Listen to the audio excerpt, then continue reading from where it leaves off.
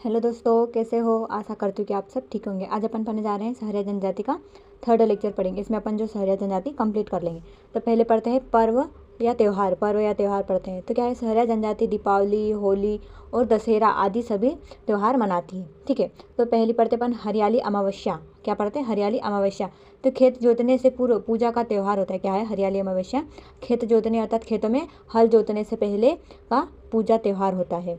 इसी पर्व में अच्छी फसल की कामना की जाती। क्या है? जो ये त्यौहार होता है हरियाली अमावस्या, इसमें क्या करते हैं सहरिया लोग? अच्छी फसल की कामना करते हैं। ठीक है, यहाँ तक समझ में आया। आगे पढ़ते हैं अपन। और क्या होता है? अगला है तेजाजी नवमी। तेजा नवमी को क्या किया जाता है? तेजा नवमी को सहरिया लोग अपनी विशेष पर्व मनाते। क्या है? जो तेजा लोग हैं वो क्या करते हैं, जो सहरिया लोग क्या करते हैं, तेजा नवमी को अपना विशेष पर्व मनाते हैं। सहरियाओं का तेजाजी में अटूट विश्वास है, इसीलिए ये ग्रामों में तेजाजी के ओटले बने होते हैं। क्या है? इनका तेजाजी में अटूट विश्वास है। तेजाजी सर्प काटने से भी बचाते हैं। क्या है? तेजाजी सर्प के काटने से भी बचाते हैं, इसलिए लोग तेजाजी के नाम का लाल रेशमी धागा बांधे रखते हैं। ठीक है, तो ये इसके पर्व थे, इतने ही थे दो। अब पढ़ते हैं अपन आर्थिक आधार। आर्थिक स्थिति इनकी किस प्रकार है? तो सहरियाओं के परंपरागत धंधे कौन कौन से होते हैं? कृषि, मजदूरी और वन उत्पादन इकट्ठा करना। और परंपरागत शिल्प, शिकार भी अल्प आर्थिक स्रोत है, परंतु उपरोक्त कार्य में इनका जीवन का निर्वहन होना मुश्किल होता है। क्या है? कृषि, धंधे, मजदूरी, वन उपज इकट्ठा करना, शिकार, शिल्पकला, इनमें क्या होता है? इनका जीवन निर्वहन करना बहुत ही मुश्किल है। अतः ये शहरी मजदूरी, कारखानों में काम करना, हमाली करना, रिक्शा चलाना पैसे धंधों के खप रहे हैं। इसके अतिरिक्त सहरिया जनजाति कृषिगत मजदूरी भी करती है।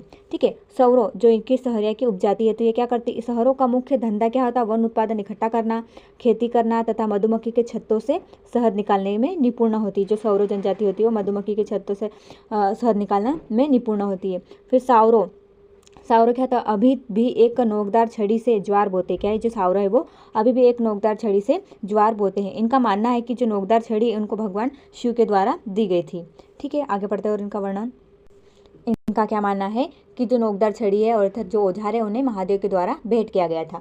सहरिया हाली, खेती, मजदूरी भी करते हैं। इसके अलावा सहरिया महुआ, आंवला, शहद और गोंद का और तेंदुपत्ते, पहाड़ों पर ज्वार की खेती करके अपना पेट पालते हैं।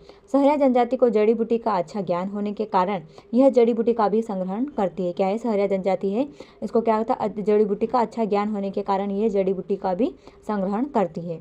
ठीक है, इनका क्या हो गया? आर्थिक स्थिति हो गई। अब इनकी पढ़ते बोली। तो ये बोली किस प्रकार से बोलते हैं? तो सहरिया जनजाति कोलेरियन परिवार की मानी जाती है। क्या है?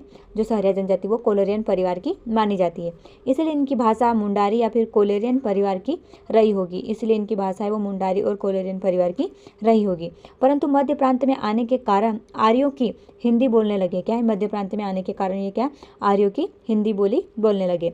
सहरिया समाज में बात बात पर कहावतों का प्रयोग सहज रूप से देखा जाता है। क्या है? सहरिया समाज में बात बात पर कहावतों का प्रयोग सहज रूप से देखा जाता है। सहरिया कहावत को केवत या फिर कनात कहते। क्या करते हैं? सहरिया कहावतों को केवत भी कहते हैं और क्या कहते हैं? केनात भी कहते हैं। ठीक है, तो यहाँ तक समझ में आया। आगे पढ़ते अपन इनके गीत और नृत्य पढ़ते हैं।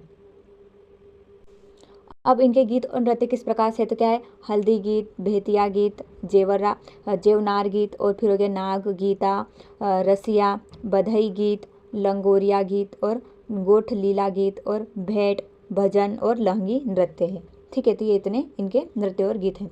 आगे पढ़ते हैं इनका मृत्यु संस्कार। मृतक संस्कार किस प्रकार करते हैं? तो मृतक का भय क्या होता है? मृत्यु का भय समाज में अधिक डरावना होता है। क्या है? सहरिया जनजाति के समाज में मृत्यु का भय अधिक डरावना होता है। मृत्यु के भय से पूरा सहराना किसी जगह चला जाता है। क्या है? मृत्यु के भय से जो उनका सहराना अर्थात जो गांव बसा था वो अन्य किसी जगह चला जाता है। सहराना में लगातार अस्वाभाविक मौतें होने पर सहराना दूसरे स्थान पर बसा लेते हैं।